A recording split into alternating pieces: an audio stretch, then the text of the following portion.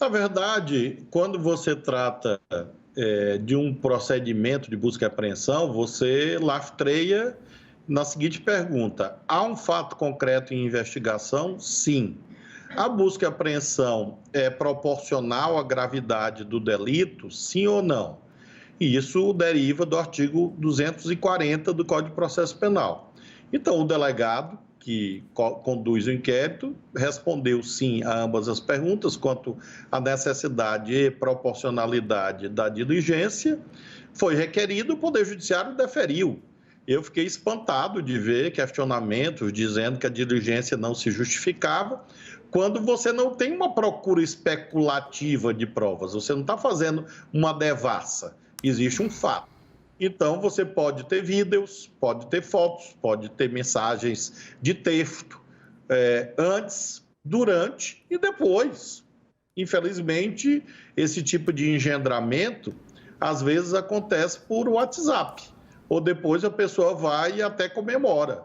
Então, é isso, que é algo normal, corriqueiro, eu diria até básico hoje, que haja uma operação de busca e apreensão. E daí eu ter como constitucionalmente responsável pela Polícia Federal no ponto de vista administrativo, feita essa postagem diante da minha perplexidade, do meu espanto com esse tipo de questionamento. Mas deixa eu só insistir, ministro, entendi a sua perplexidade, acho até importante a gente chamar a atenção para isso na nossa tarja. Mas vocês têm receio de destruição de provas, têm informações sobre a existência desse vídeo? Sobre esse vídeo, em particular, não. Eu realmente não sabia disso, mas tudo que puder ser colhido, é importante que vá ao inquérito. Então, se houver este vídeo, muito bem, que vá ao inquérito. O ideal seria que a própria defesa apresentasse, ou venha apresentar, mas também você pode ter fotos, pode ter mensagens, como mencionei. Então, esse foi o objetivo da diligência, para que, como eu disse, nos dias de hoje, busca e apreensão de celular é quase uma commodity em investigação, exatamente quando você tem um fato concreto, né? O que você não pode fazer é exatamente uma especulação. Eu vou pegar aqui o celular da Tainá para saber se um dia ela cometeu um crime. Isso não pode. Que é exatamente a ficha expedition. Mas, nesse caso, não. Você tem um fato concreto, tem um ministro Supremo que fez uma representação por escrito à Polícia Federal. A Polícia Federal tem a obrigação de investigar a partir dessa representação. É muito importante, Tainá, sublinhar a sua correta expressão. Recorrentes ataques. Não são fatos isolados. Né?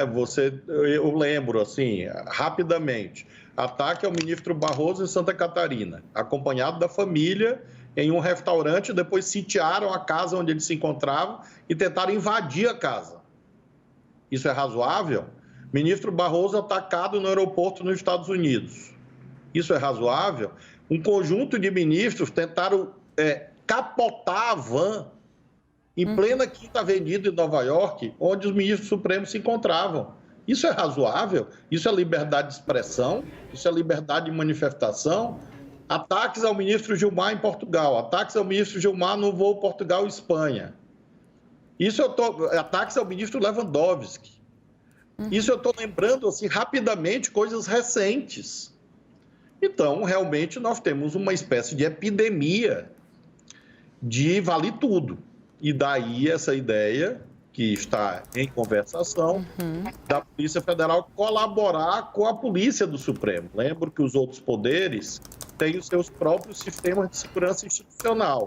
A Câmara tem, o Senado tem, o Supremo tem, o Ministério Público tem. A Polícia Federal deve ofertar uma espécie de colaboração, principalmente quando em missões no exterior, uma vez que nós temos os adidos policiais que podem ajudar na montagem de sistemas de segurança que se mostram, infelizmente, necessários. Porque, veja, hoje é uma agressão verbal ou uma tentativa de agressão física. E quando for um tiro? Os mesmos que estão hoje criticando a Polícia Federal vão dizer que ela foi omissa. Vão dizer, não fizeram nada.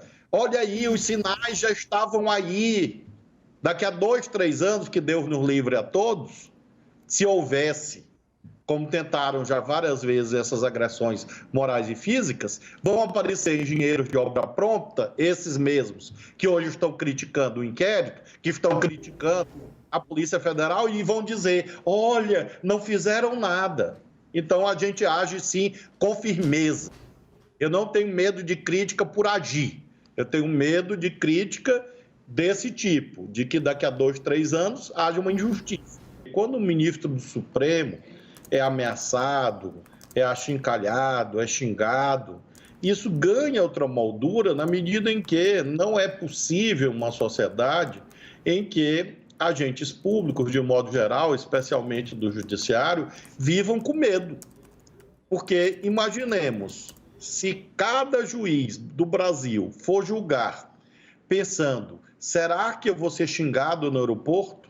Será que eu vou ser xingado no restaurante? Será que eu vou poder ir para o cinema com a minha esposa, com o meu marido? Isto é um judiciário independente? Não, isso é um judiciário intimidado. E, portanto, nós não podemos, como sociedade, permitir essa intimidação, porque você vai retirar uma condição fundamental de boa aplicação da lei, que é exatamente a independência do Poder Judiciário. Ministro, mas para coibir essa intimidação, não existem os crimes de calúnia, de ataque à autoridade, né? Um crime de ataque ao Estado Democrático de Direito, ele é muito mais adequado para o que aconteceu no dia 8 de janeiro, ou não? Como eu disse, Raquel, há várias possibilidades, né? A gradação é feita a partir do conjunto de provas que está sendo colhida. Nesse momento, você discute teses, possibilidades, porque o inquérito ainda está em andamento. Quando for concluído, com certeza eu terei uma opinião, não sou eu que decido, mas posso e devo opinar publicamente, no debate público, para que nós tenhamos essa dimensão preventiva, eu diria. Daí esse raciocínio do crime contra o Estado Democrático de Direito. É a gravidade do fato em si, mas não era um cidadão comum, uma pessoa que não exerce uma função da natureza do Supremo, que ali estava. Então, você tem razão no sentido de que pode haver, provavelmente houve, crime contra a honra. Pode existir o crime de ameaça, mas pode existir, dada essa singularidade, e essa singularidade que vai ser analisada, se houve um efeito de restrição do exercício do poder. Essa restrição não precisa ser mediante uma coação física. Uma coação moral também significa uma restrição.